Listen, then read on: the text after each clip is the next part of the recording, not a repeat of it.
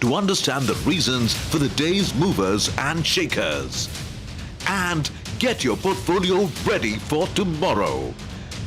Beaming live from the CNBC-TV18 Motilal Oswal studio.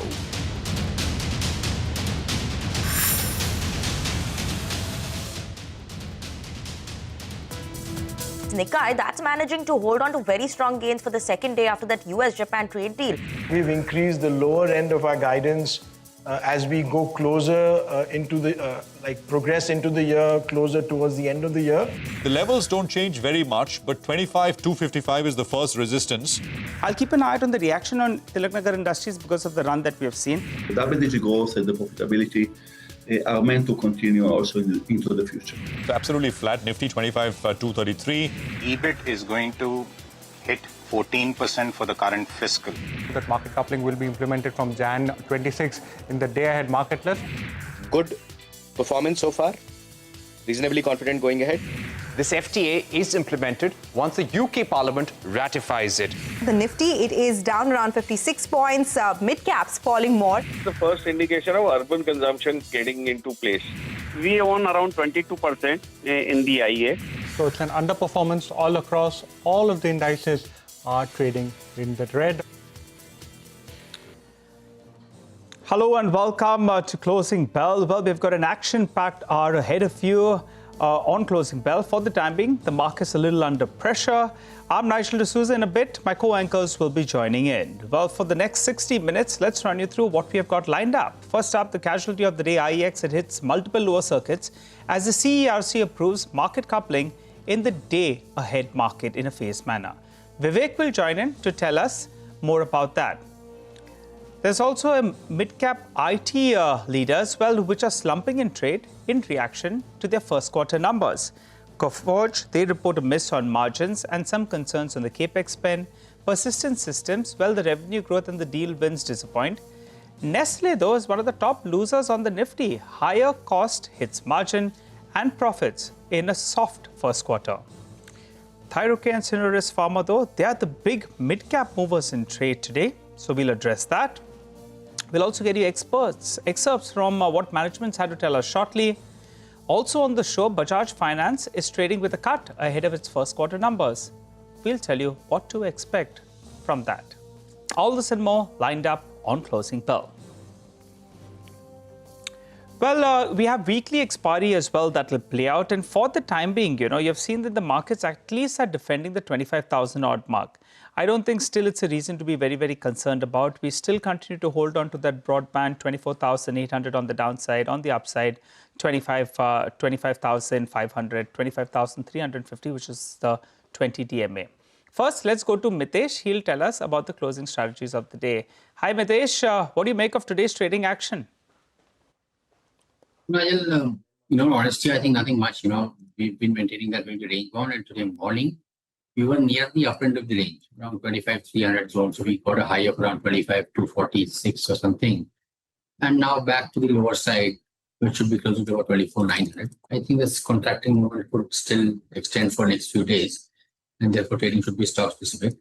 I have one buy and one sell call. Birla Software, that's something which is turning negative. So Bsoft is a sell. Keep a stop at about 405, and look for a target of around 382. And Fortis is a buy call on the upside. Keep a stop below levels of 834. Look for targets of around 870. Okay, all right. Thanks a lot for that, Mitesh. Well, there are a lot of stocks that are buzzing around, but let's focus on the accident of the day. IEX has got clobbered in today's trading session from the word go itself. The shocker that came overnight with regard to the CERC approving the market coupling for DAM. That's the day ahead market, which is bulk of their volumes. Vivek joins in to break it down for us. Vivek. Well, thank you so much for that. Like you mentioned, CERC has gone ahead and approved market coupling for the day ahead market. what are the implications for exchanges and how are key stakeholders impacted. Remember, now that the green light has come in for the implementation of market coupling in the day-ahead market, there will be a significant impact on key players. Several listed companies stand to be directly or indirectly impacted by this development. Remember, IEX is the one with a near 100% market share in both the day-ahead market as well as the real-time market. And IEX is expected to see a shift in its competitive dynamics. Dalmia Bharat also will be impacted given the fact that it holds close to 11% stake in IEX and could witness a valuation impact depending on IEX performance post the implementation of coupling. PTC India, on the other hand, stands to benefit given the fact that it owns a 22% stake in HPX, which is Hindustan Power Exchange, which is a rival platform that stands to gain market traction in a coupled regime. What do brokerages say? Remember, UBS says that IEX faces pressure. UBS, in fact, termed that CRC's nod as a negative surprise. It noted that while only the day-ahead market has been coupled in phase 1, the real-time market could stand to be coupled in phase 2. And both of these together contributed close to 80% of the FY25 revenue for IEX. Now, the day-ahead market contributed 50% and real-time market contributed 30%. Bernstein maintains a market perform rating on IEX with a target price of 122 rupees a share. They point out that the order is worse and quite different than what was initially expected. Bernstein, in fact, anticipates competitive pressure to reduce transaction charges affecting IEX margins going forward. According to Bernstein, DAM accounts for 46% of IEX volumes, RTM 40%, and the TAM 14%, reinforcing the significance of the day-ahead market for the exchange's business model. A shareholding pattern implies that IEX actually has a strong base of institutional investors. SBI Mutual Fund, via various schemes, hold over 9.5% stake. Parik Mutual Fund holds close to 5%. ICICI Prudential Mutual Funds across various schemes holds 4.7%, while Mirai Asset holds over 2%. LIC is also a key shareholder with a 4% stake in IEX. Retail interest in IEX also is quite high. It has, however, remained stable in the past few quarters. March 2025, the shareholder base was at 28%. June 2025, it is at close to 29.4%. The outlook towards market coupling now poses a serious risk for dominant platforms like IEX by leveling the playing field for newer exchanges. Okay, all right. Thanks a lot for that, Vivek. Earlier today we spoke to the CMD of PTC India on CRC's nod for market coupling and how a monopoly is not a good thing for services or a customer. Let's listen in to what he had to say. Currently, all the volumes were concentrated in the incumbent exchange, which was IEX. Last year, I think around 61 billion units were traded in the DAM segment in the IEX. Now, if a fair share is captured by other exchanges, so I believe it will be good for the market, good for the constituents, and good for the people whom the exchange is serving.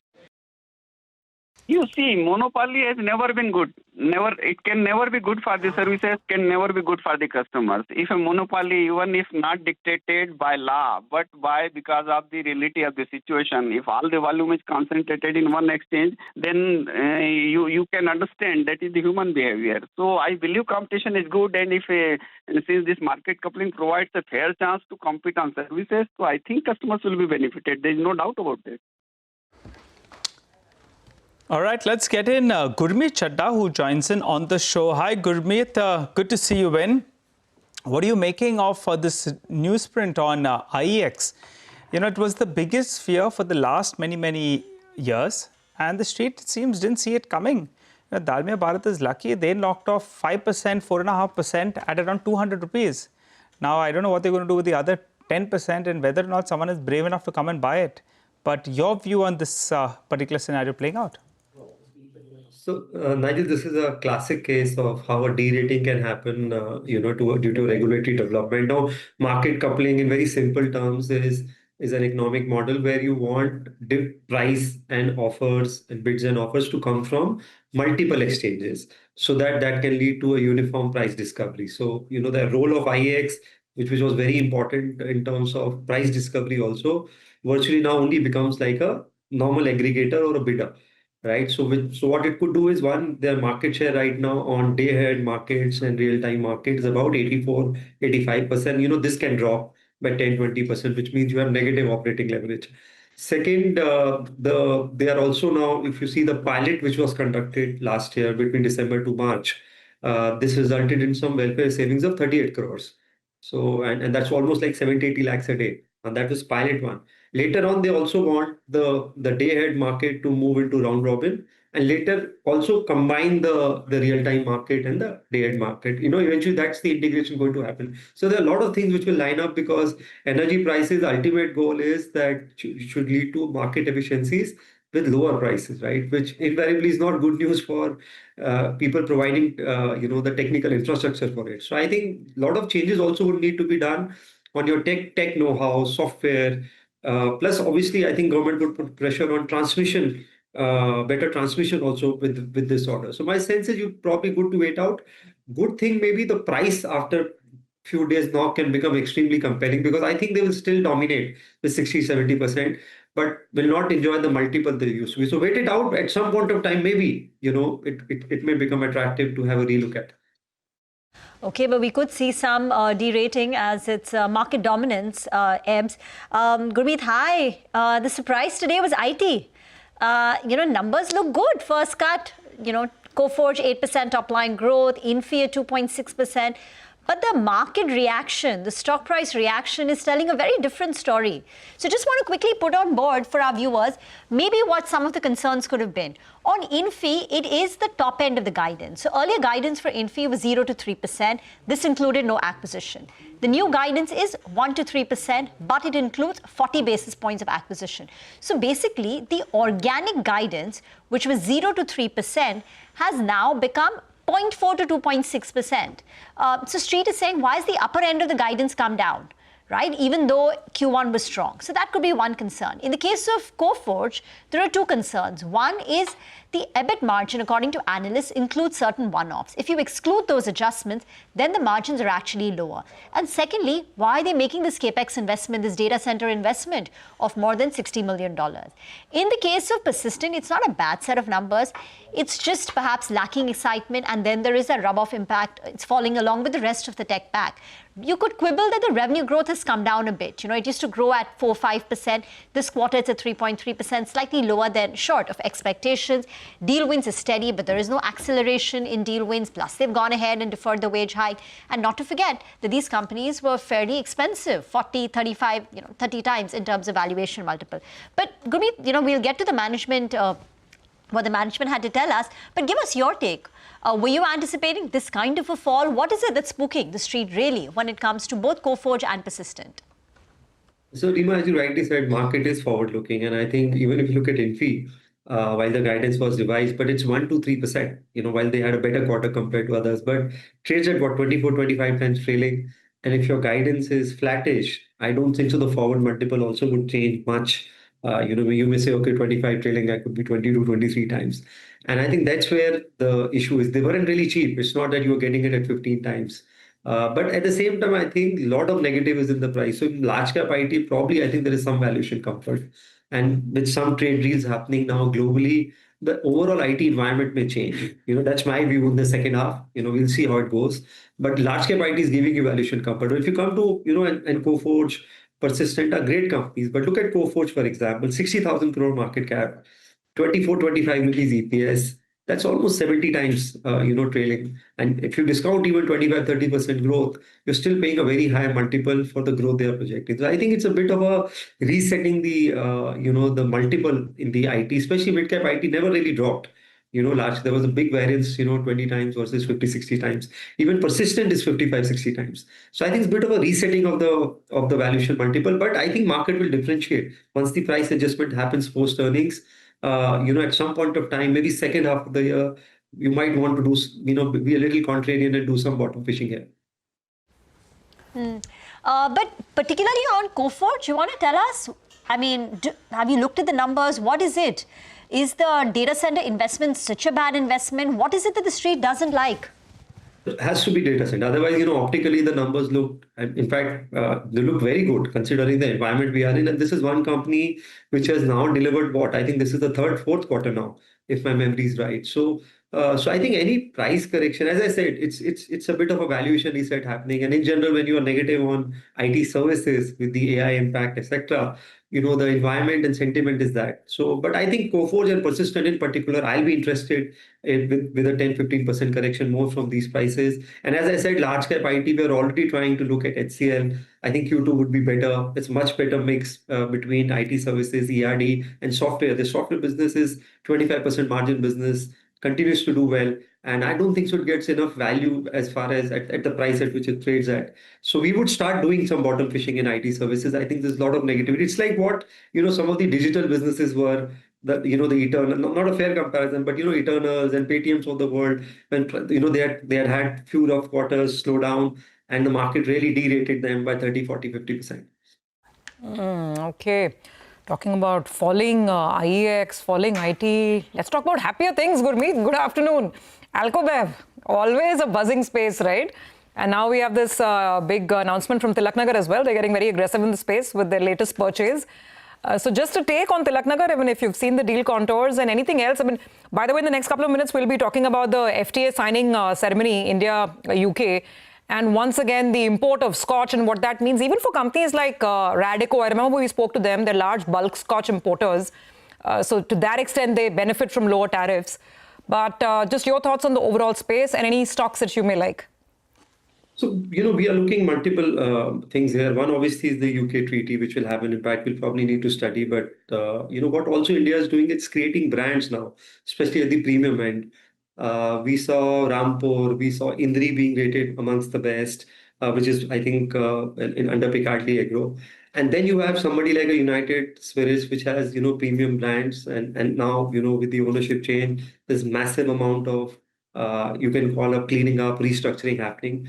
And the market is exploding. The Gen Z actually takes a liking to this. We may like it, not like it.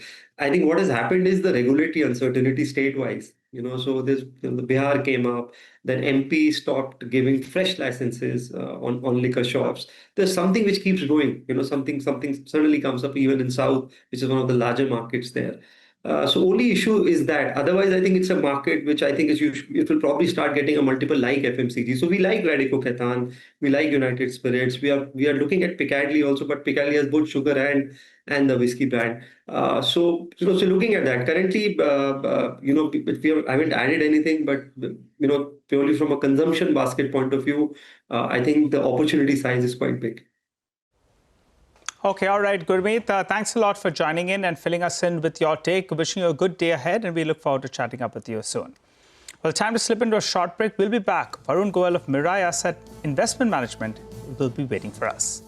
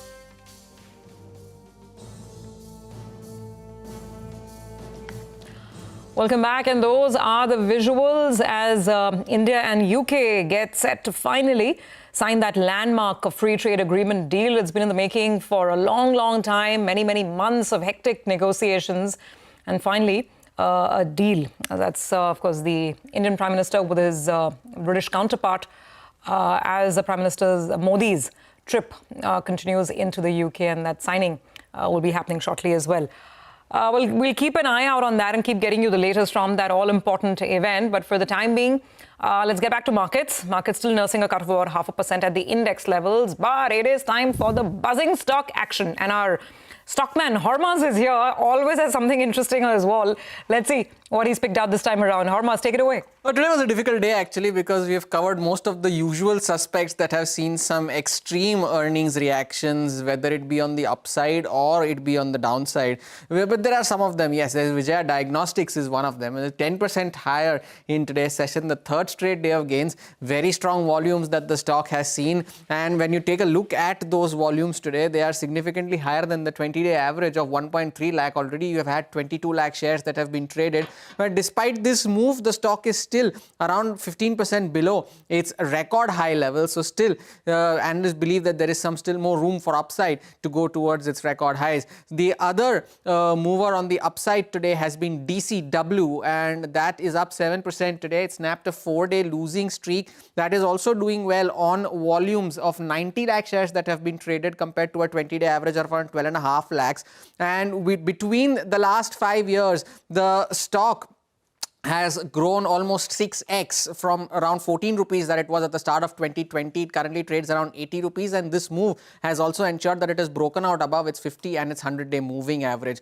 Today, the list on the upside is a little longer today, and the other one is PNB Gilts. Numbers came out yesterday. The stock was up 8% after results. The stock is up another 8% today, the second straight day of gains, and these gains have come on very strong volumes as well. Take a look at this. 2.1 crore shares have been traded today, 1.1 crore shares were traded yesterday, and that is compared to a 20-day average of just 7.8 lakh shares. So PNB Gilts, another volume-led mover, and this has gone above its 200-day moving average as a result of this 2-day move. Now, the other one on the downside today that has been in focus is after the Persistent and Coforge bashing, Cigniti Technologies has taken a beating as well, 9% lower. Of course, Coforge holds controlling stake in the company, and as a result of today's fall, it has broken below its 50-day moving average. But despite this fall, it still continues to remain above the open offer price that Coforge had made, and that is also on very strong volumes. 5 lakh shares have been traded already, a 20-day average of just 51,000, and the open offer price, of course, being around about 1,400, and the stock currently trading around 1,600. And the last one on the list today is Latent View Analytics.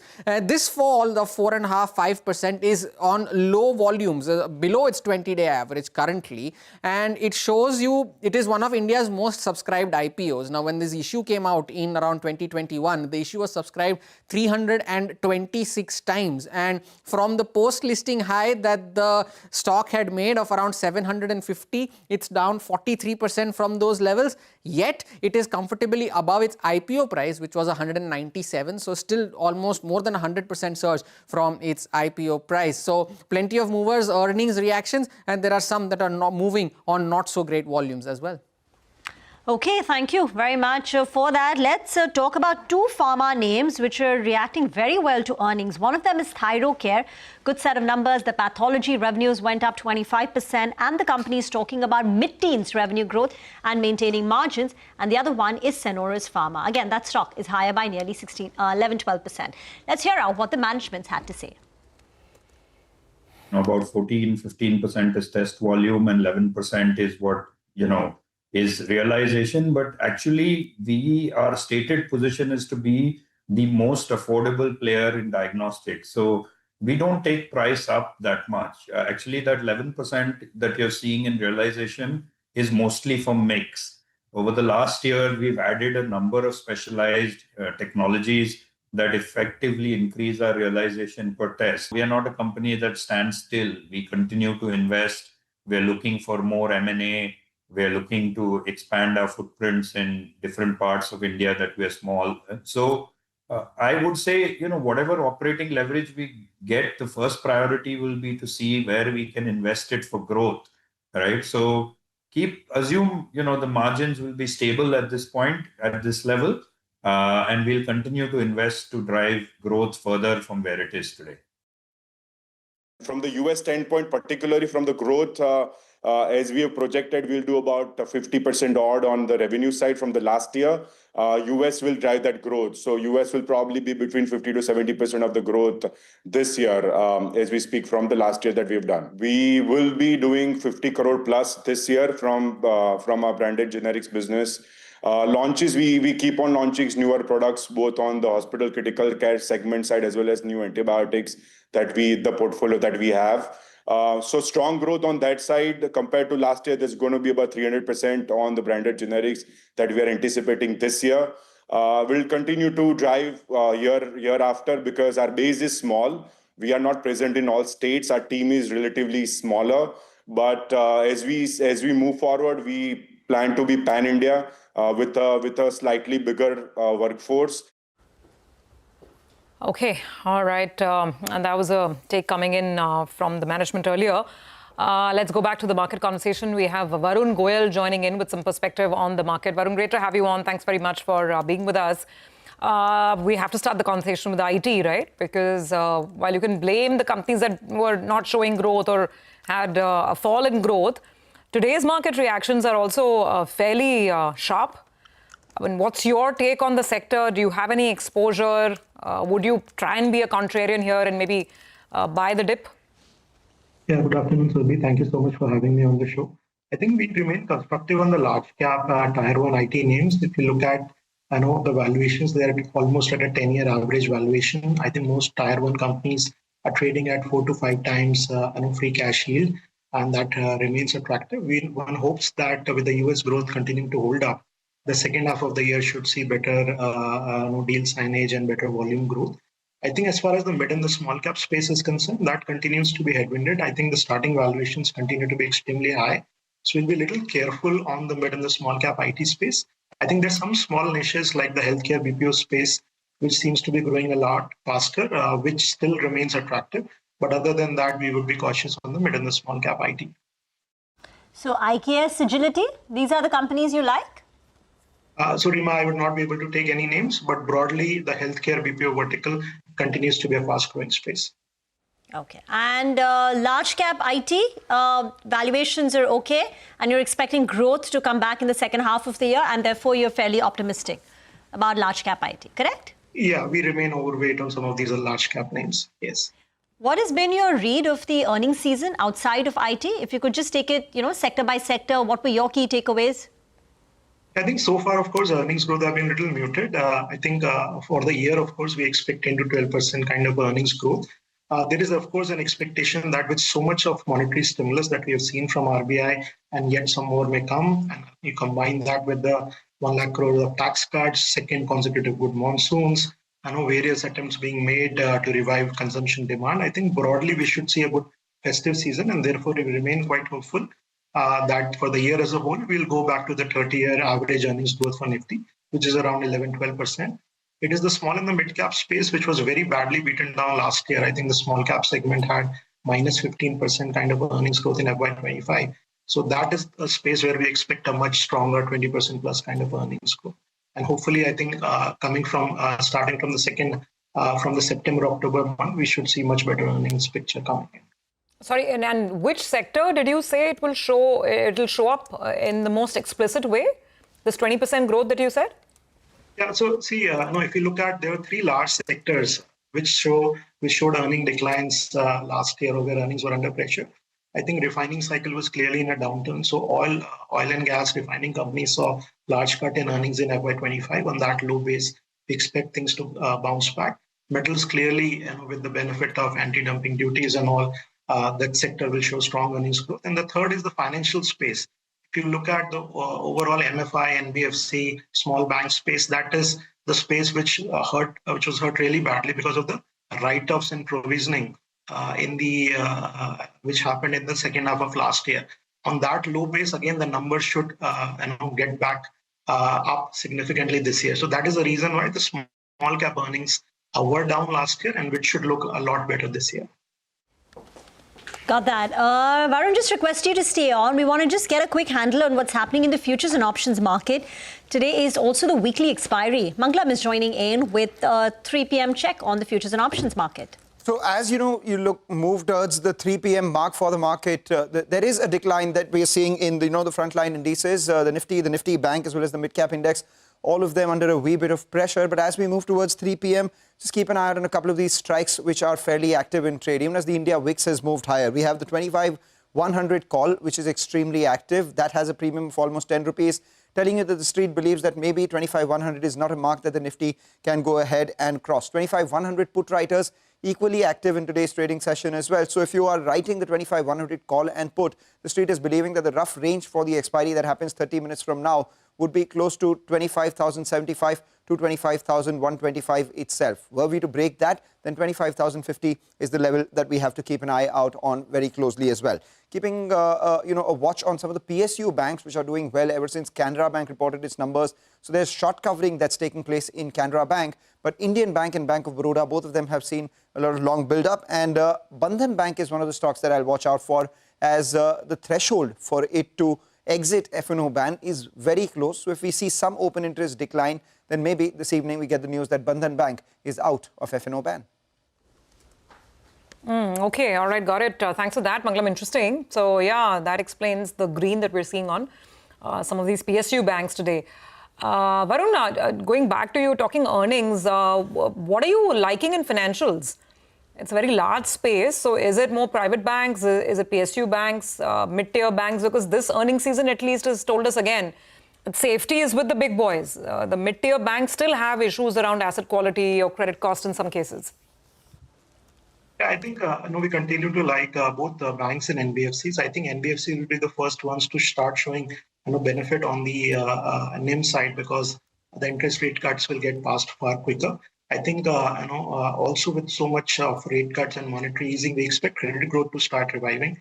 As of now, we are running at 9-10%. Our sense is by the festive season, we should be seeing system-wide credit growth going to 11-12%, and some of the large banks, both public and private, can grow at, let's say, 14-15%.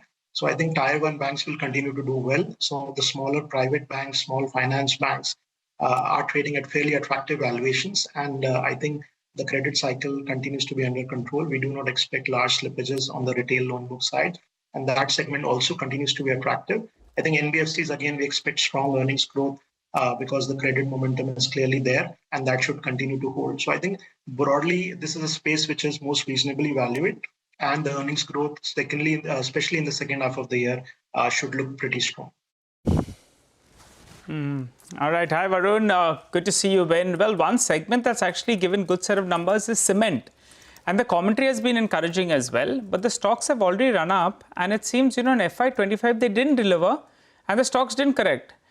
But post that, we saw a run up in the stocks. And now they're not reacting very favorably to the numbers. Case in point being a Dalmia Bharat, a Sagar Cement, a Nuvoco. All of them reported excellent numbers. But the stocks have not moved too much. Second half of the year, though, could be far better. Your pecking order among these names? Good afternoon, Nigel. I think we remain constructive on the cement space. I think last year was tough from a margin point of view. There were significant headwinds from a raw material perspective. Pricing was also under pressure. I think this year there are some very feeble signs of pricing revival, but raw material scenario is definitely a lot better. So we expect significant improvement in EBITDA per ton for most of the Tier 1 cement companies. Our preference, though, remains with the larger names where the pricing power is a lot better. And because of the significant consolidation which is happening in the sector, we hope that once the monsoons are over, the pricing outlook would also get healthier. So we will prefer the Tier 1 names in the space. Varun, thank you very much for joining in. Need to slip into a break. On the other side, we'll get you a check on what dealing rooms are saying. Nimesh will join in with D Street Chatter and a few BTST calls from our experts.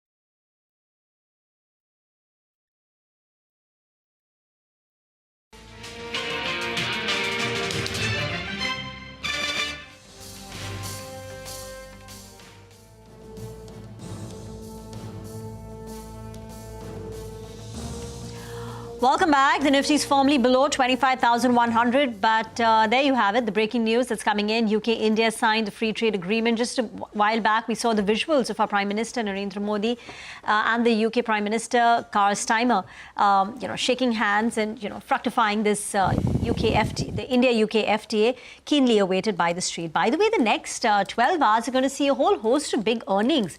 So we've got Bajaj Finance, SBI Life, Ather, Midcap IT companies. So Emphasis, Hexaware, Cyient, eClerx. So 4 of them will be reporting numbers. And today, ahead of the numbers, given the overall weakness in IT, these stocks are down about 3-4%. So it's going to be an earnings-heavy evening. Before now, let's find out what Dealing Rooms is saying. Nimesh is joining in. Nimesh.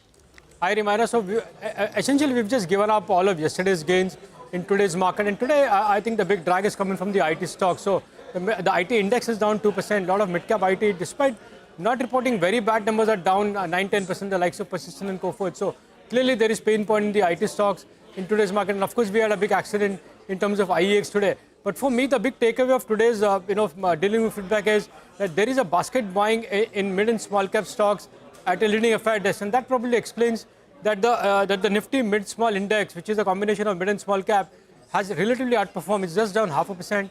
And there are a lot of individual stocks which are buzzing in trade in the broader market names. And that, to my mind, is backed by some FI buying. As I said, there is a basket buying today. Earnings is going to be a big dominant theme, and that's playing out clearly in the markets today. And in the second half, we've seen a bit of reaction to the PSU bank stocks after Canara Bank and a couple of others reporting decent sort of numbers. So earnings is going to be a big theme to watch out for. But I guess it's basically a bit of momentum back in the broader markets. And today it's backed by a very large basket buying at a leading FI desk. Yeah, absolutely. I mean, Canara Bank has been the silver lining today with their credit costs falling, PAT increasing, stocks up 5%. Absolutely take that point. What about any individual stock level chatter, Nimesh, for today? Well, so the first stock on my list today survey is Kajara Ceramics. That's been under pressure today despite a big upgrade coming in from UBS. So today the UBS upgraded the stock to a buy, big target price increase as well. But I understand the stock is under pressure essentially because there is a block offer at the leading FI. So it looks like some bit of selling is happening from larger institutions in Kajara in today's market. That explains a bit of softness in that stock. Second, couple of stocks where there is delivery-based selling. AB Capital and Axis Bank both stands out in terms of very strong delivery-based selling in today's market. So watch out for delivery stats there. The third name is Sapphire Foods. The company reported numbers not so great, but beyond numbers, I guess the street is now again anticipating some corporate development in Sapphire Foods. So that's the buzz there. And the last one is Electra Green Trek. For second day running, that's been buzzing in trade. Even today, the stock is up 11%. Big volumes from larger FIs, HNIs, is what I understand in the last couple of days. For Electra Green Tech, the next big trigger to watch would be the appointment of the new CEO. And of course, the numbers, my sense is this quarter numbers will be soft. Essentially, the numbers to track would be from next quarter. But in the very near term, the appointment of the new CEO is a big trigger to watch in Electra Green Tech.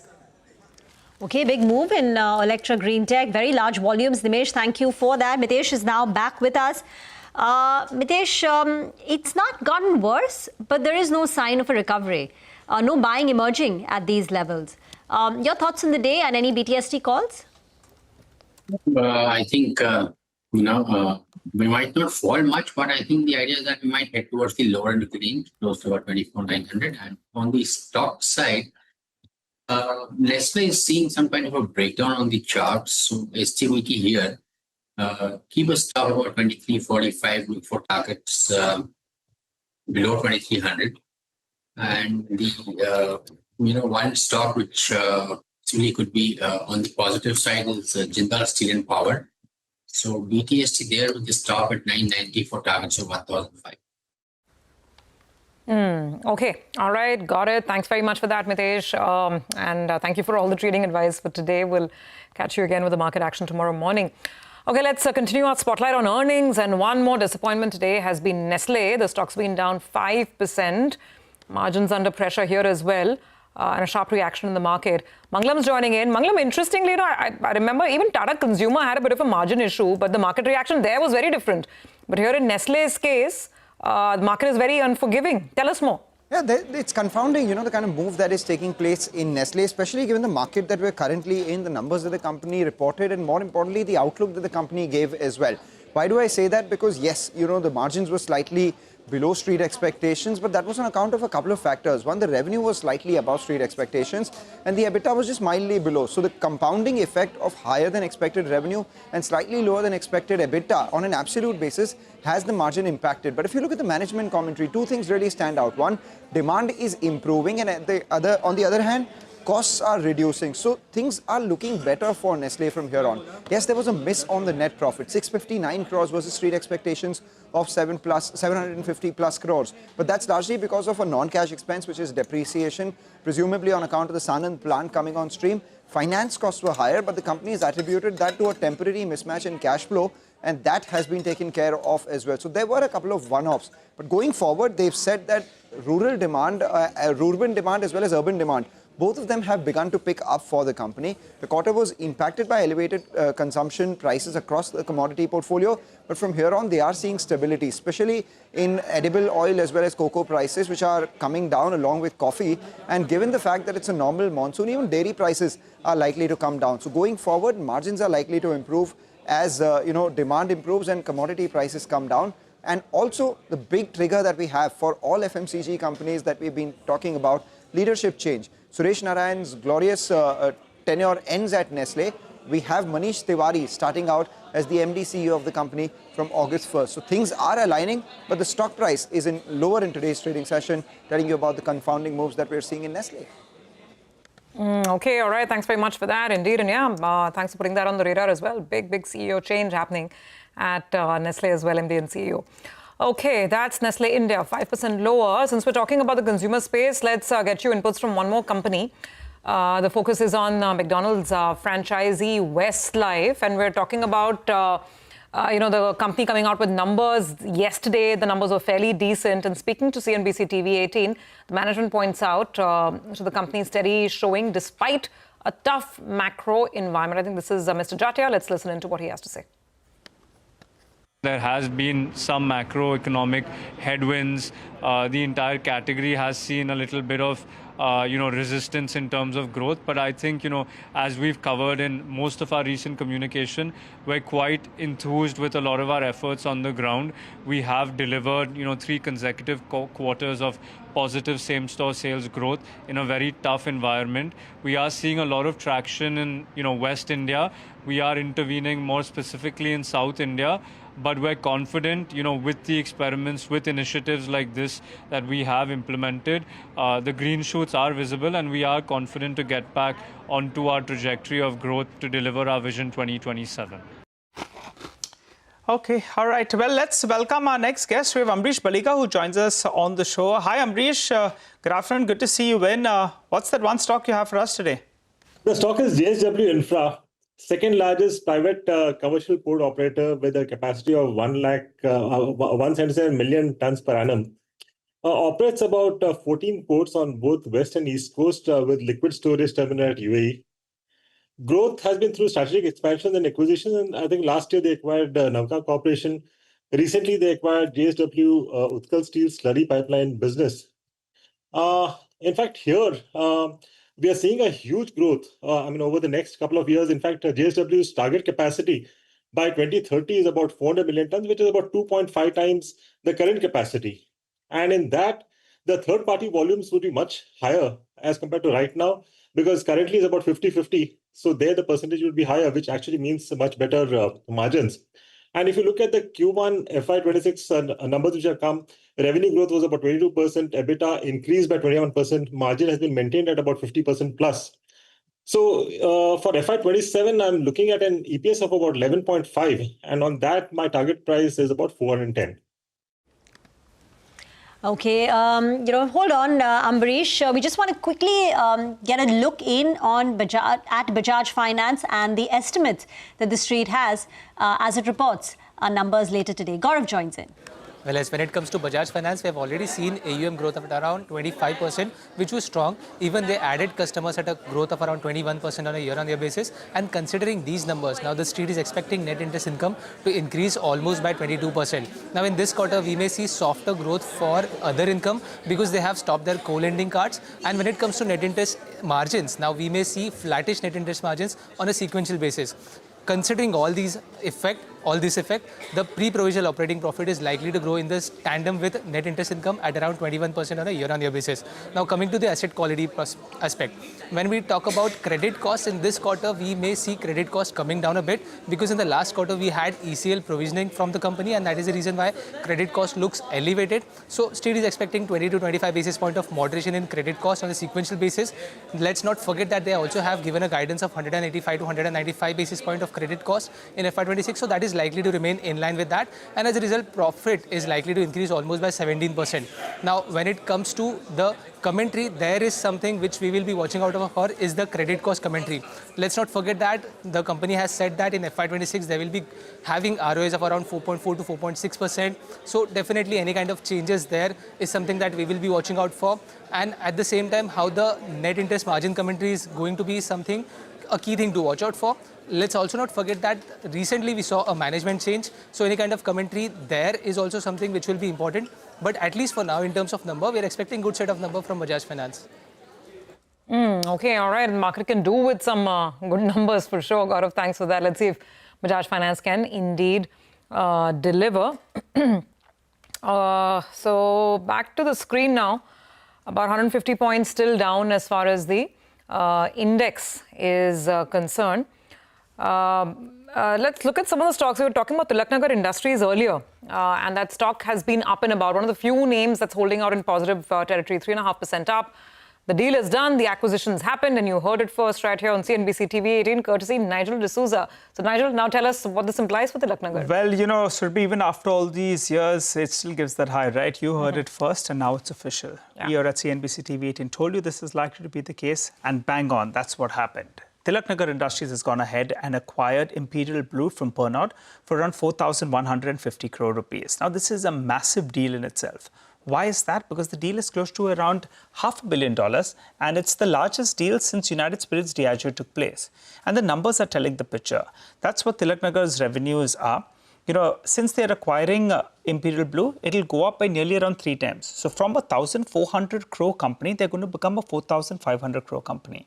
Even if you look at it in terms of cases sold, from around 11.9 million cases, now they'll get added close to around 22 million cases. So in totality, the capacity is going up by nearly around, from around 11, it's going up by 3 times. So there'll be 33 million tons or thereabouts. Management says it will be EPS accretive immediately. That's a positive in this sell because the street is a little bit cautious whether or not they were looking to take a larger sip than what they can handle. But the deal is done at around 1.3 times, on sales. Which is pretty good. Sales is around 3,000 crores. They've done it around 4,100 crores. 1.3 times is something that the street would like, and they're getting a penetration into the largest segment in India, which is the whiskey market, which is 63% of India's alcohol market. The breakup of the debt as well as equity, what they have taken a go-ahead to maximum amount, 2,500 crores of equity. Maximum amount in terms of debt will be 4,000 crores. So we'll have to wait by to see what is the exact split between this. As of the last recorded number, they had more than 100 crores of cash. The key to track from here on will be Imperial Blue's margins. How can they scale up those margins? Point number 1. Point number 2, they're talking about cost benefits because they're saying it's going to be EPS accretive right out of the, right from the word go itself. So we'll keep an eye out on both those 2 parameters. But why does the street like this? Because it's giving them scale. Suddenly they're moved into the big league. They're going to be a 4,500 crore revenue company. They're also going to be getting pan-India presence in comparison to South India presence. And they're going to be diversifying away from just being a brandy player only in South India to a pan-India player in the whiskey market. So even after such a big run-up that you've seen in the last few sessions, the street is still bidding up the stock. Ambrish, up for a drink or not? Tilaknagar has run its course. A bullish argument would be that United Spirits is a 1 lakh crore market capitalization. And it does sales of around 12,000 crores. Out here, you're going to have a company that's doing around 4,500 crores of sales. And the current market cap is around 9,000 crores. Even if you put in some equity raise, it'll still be, in the vicinity of around 13,000 crores approximately. That's true. What is your take? Have they picked up a too stiff a peg? Or do you think this is a re-rating event? No, see, if you see from a valuation perspective, I think it's a great buy, no doubt. And on paper, everything looks good. But the question is, how will they manage this transformation? I mean, increase of turnover by about, nearly 3.5, 4x. Because you go back 10 years for Tilaknagar, their top line was 800 crores. From there, it's not even doubled. So how will they manage this growth is a big question. And in case they are able to do that well, yes, like what you said, the discount between United Spirits and this should narrow down to a certain extent. It can't it can't be equal, but surely it can narrow down from where it is right now. I think that's the game one has to play. But already we have seen Tilaknagar moving up decently well.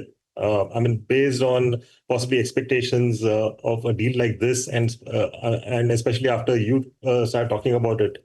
So I think at these levels, since it's already announced, I don't see too much of an upside from here. Whatever upside would be there, maybe for traders, not for investors.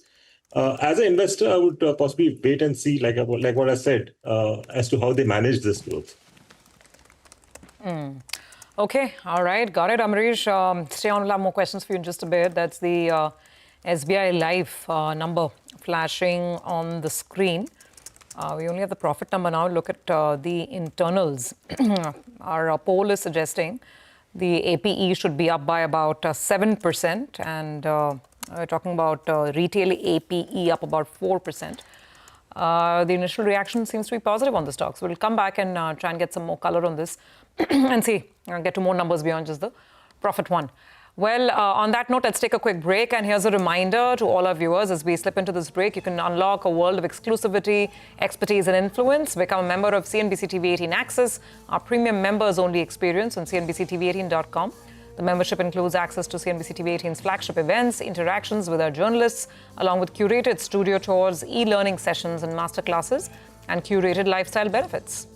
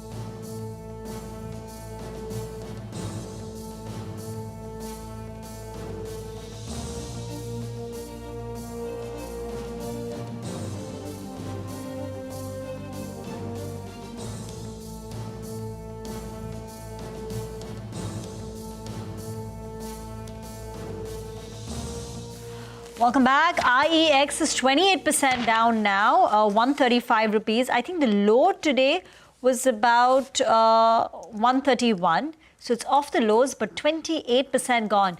Amrish, at what point does value emerge in a stock like IEX? I think some more way down, because every time there were rumors of this coupling coming out, it used to fall and then bounce back. But this time is different. And this time it will not bounce back because it's now final that from January it will happen. So I don't really see it, bouncing back from here. Possibly we could see levels of 105, 110. At those levels, I think we'll have to again review and see whether we would buy it at those levels or not. But as of now, not a buy. Okay, just one more question. On Coforge, that's now down 10%. What exactly about this data center investment that the street doesn't like? They're investing about 500 crore rupees. What is so wrong in this investment? Rima, in fact, I have not really looked at it very closely, so a bit difficult to comment on this. Amrish, any view on Jaiswal Neco? The reason I ask you this is because today there are 35 crore shares that have got traded. And the amount that's been marked for delivery is close to 10 crore shares. I was looking at the ARC, they had 25 crore shares in the company. And just in the month of July, they've sold close to around 4 crore shares. Interesting times, but their EBITDA contribution was improving. Their interest cost was falling as well. However, promoter intent is important because we know the past record has been very, very sketchy. Any view on this name? No, again, Nigel, this is another stock which I don't really keep a tab on. So quite difficult to really talk on this.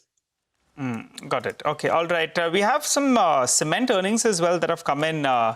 Amrish, where ACC's numbers actually were not looking too bad. The positive in those numbers was that, in fact, we did see the volume growth that outbeat.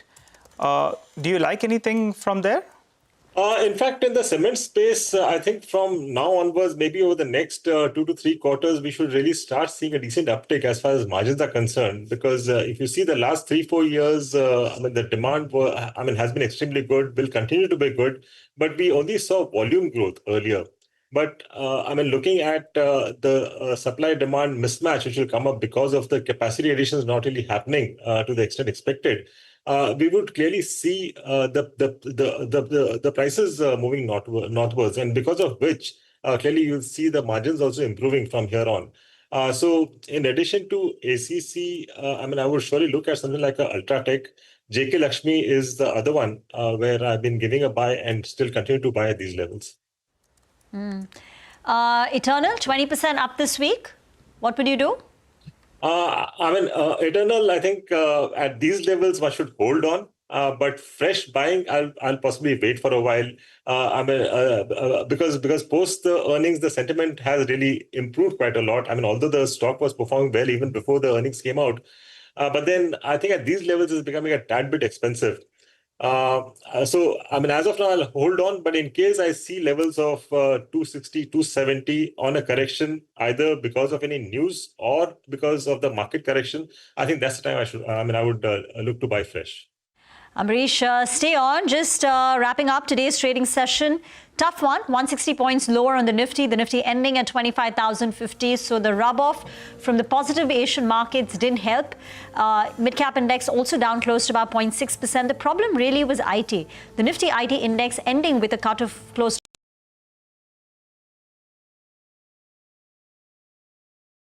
one was PSU Bank, so Canara Bank, etc. did quite well. That was up over 1%. In healthcare, very strong numbers. Dr. Reddy's did okay, but you had strength in Synoris and Thyrocare. Quick word on the large cap action. Eternal continues to be the big mover. 3.5% for the day, 20% for the week.